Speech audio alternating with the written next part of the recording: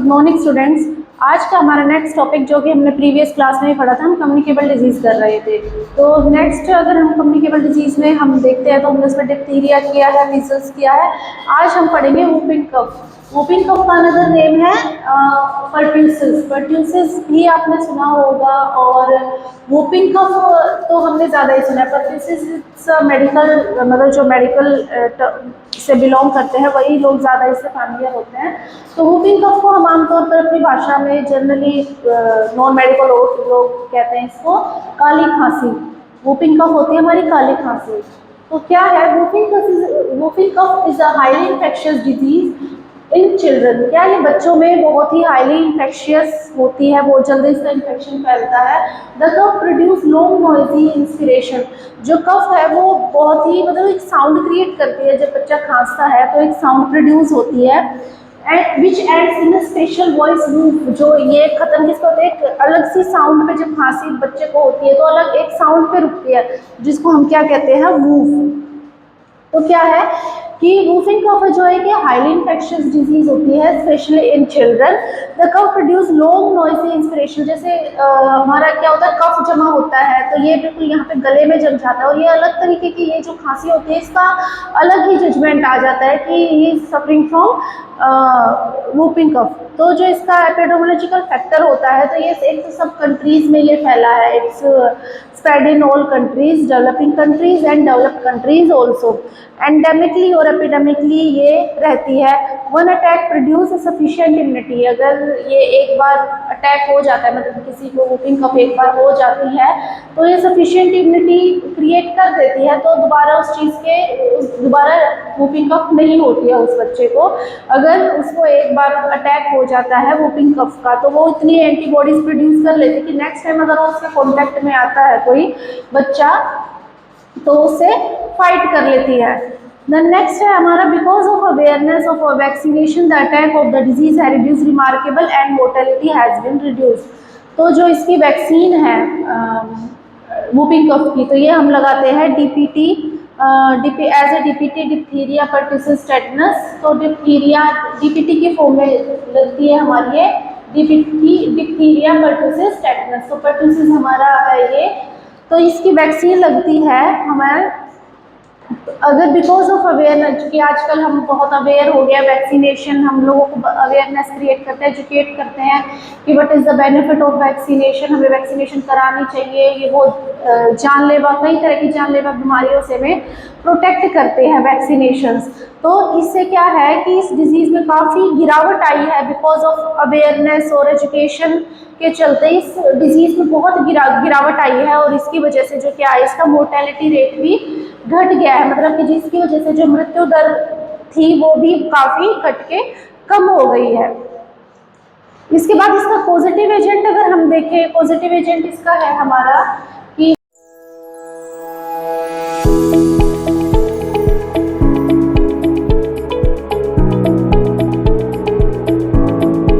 Etiology हमारी इसकी क्या रहेगी,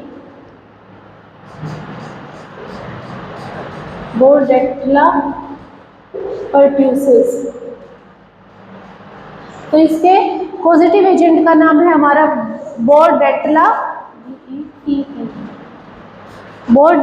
पर्ट्यूसिस बैसिलाई। तो इससे जो हमारा पॉजिटिव एजेंट है वो है बोर्डेटला पर्ट्यूसिस बैसिलाई। जो बैसिलस है हमारा इसका उसका नाम क्या है, बोर्डेटला पर्ट्यूसिस बैसिलाई। तो इसका अगर हम ससेप्टिबल होस्ट देखें कि ये किन लोगों में ज़्यादा होती है या किन लोगों पे अटैक ये बहुत ज़्यादा करती है, तो इसमें जो सबसे ज़्यादा अटैक होने वाली पॉपुलेशन है वो है हमारे बच्चे, infant and children under the age of 2 year. Susceptible host इसमें हमारा रहेगा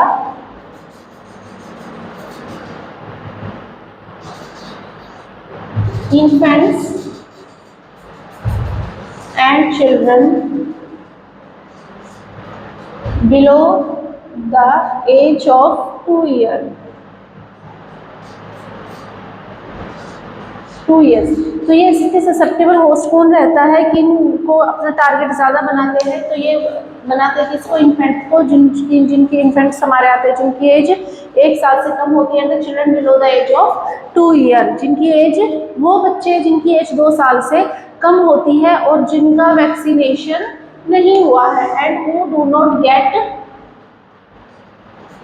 वैक्सीन ऑफ डीपीटी, मतलब जो जिसने पर्टूसिस की वैक्सीन नहीं ली है और ससेप्टेबल होस्ट हमारे कौन रहेंगे, एक तो जिन्होंने वैक्सीन नहीं ली है और जिन बच्चों की एज 2 साल से कम है, उनको पर्टूसिस होने के चांसेस बहुत ज़्यादा रहते हैं। और हमारा एनवायरमेंटल फैक्टर क्या रहेगा कि फेवरेबल कंडीशन हमारी क्या रहेगी, तो फेवरेबल कंडीशन हमारी रहेगी winter season, spring season and over crowding favours the disease, जहाँ पे बहुत ज़्यादा डेंसिटी कम है, लोग एक जगह पे कम मतलब ज़्यादा पॉपुलेशन कम डेंसिटी एरिया पे रहती है उनमें, और विंटर सीजन में और स्प्रिंग सीजन में सबसे ज़्यादा देखने को मिलता है।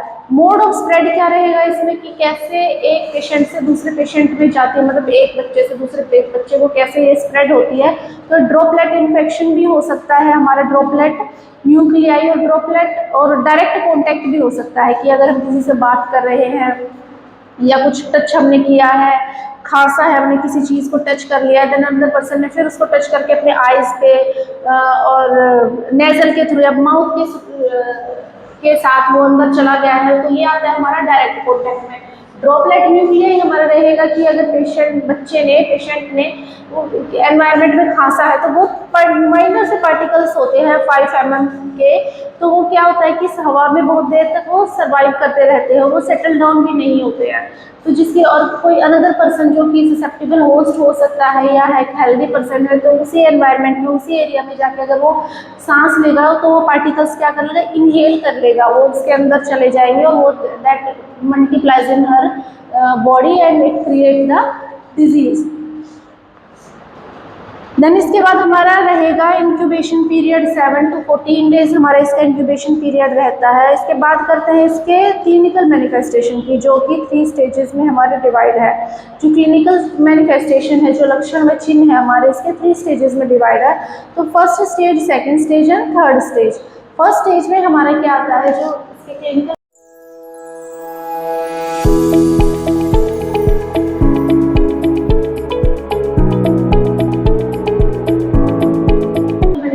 हमने उसको डिवाइड किया है फर्स्ट,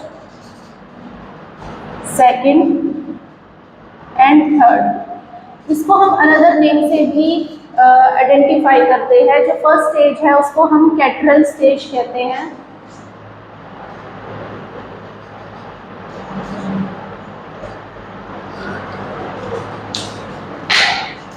कैटरल स्टेज उसको हम कहते हैं।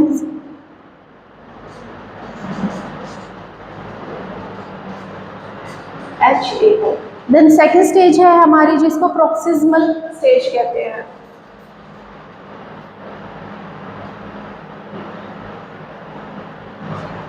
एंड द थर्ड स्टेज जिसको हम कहते हैं हमारा कन्वल्सेंट स्टेज।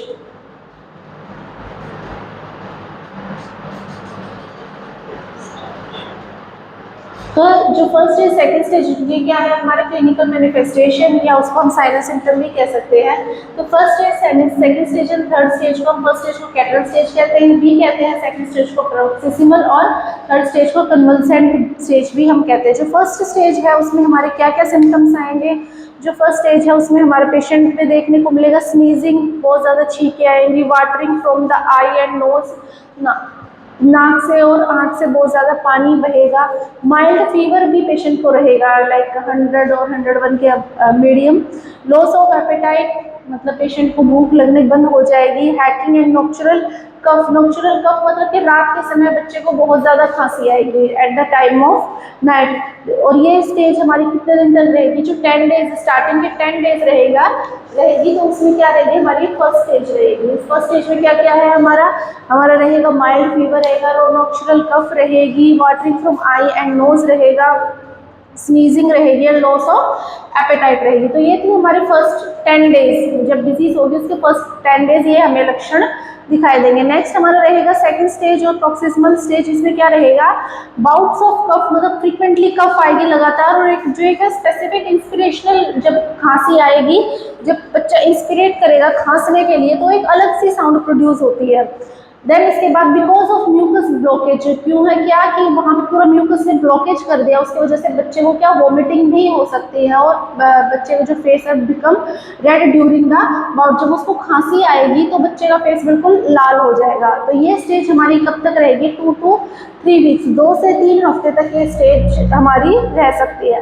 देन बात करते हैं हमारी थर्ड स्टेज की, कन्वर्जन स्टेज की। तो कन्वर्जन स्टेज में क्या रहेगा, bouts of cough and vomiting become less but the ordinary respiratory infection can bring about attack of cough, जो वो कफ वॉमिटिंग है वो कम हो सकती है, बट जो खांसी होने का इन्फेक्शन, मतलब जो इन्फेक्शन वो अटैक करेगा और खांसी बीच बीच में होती रहेगी। तो इसके बाद हम बात करते हैं डायग्नोस्टिक एवल्यूशन। डायग्नोस्टिक एवल्यूशन में ये डिपेंड करता है what type of cough is having the person, कि किस तरीके की cough, typically types of the cough, तो डायग्नोसिस हम उसके आधार पर ही बनाएंगे। Throat and nasal swab culture भी हम इसमें ले सकते हैं फॉर आइडेंटिफाई द बैक्टीरिया। तो हम नेजल के थ्रू और थ्रोट के थ्रू हम क्या लेंगे इसमें, नेजल स्वैब और एंड थ्रोट स्वैब, मतलब नाक से भी और मुंह, गले, मुंह से भी हम क्या करेंगे, एक कल्चर ले लेंगे for identify of the bacteria. And sputum culture भी हम इसमें लेंगे, जो कफ होगी उसका कल्चर भी हम इसमें लेंगे।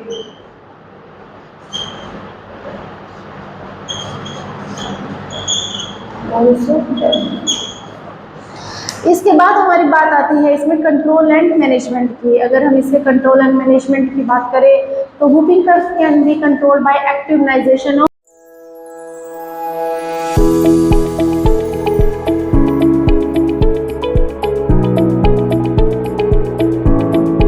Of DPT vaccine.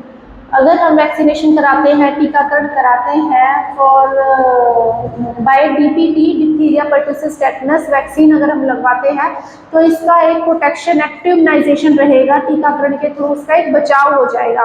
इसके अलावा हम बात करेंगे अगर मैनेजमेंट की, तो एडमिशन भी करा, आइसोलेशन कराएंगे, isolation because it is pertussis is a communicable disease, तो हम पेशेंट को आइसोलेट रखेंगे। एंटीबायोटिक टू कंट्रोल इन्फेक्शन, तो उसको एंटीबायोटिक स्टार्ट कर देंगे कंट्रोल, इन्फेक्शन को कंट्रोल करने के लिए। कफ सिरप देंगे जो कि हमारे गले में, बच्चे के गले में सूथिंग प्रोवाइड करता है।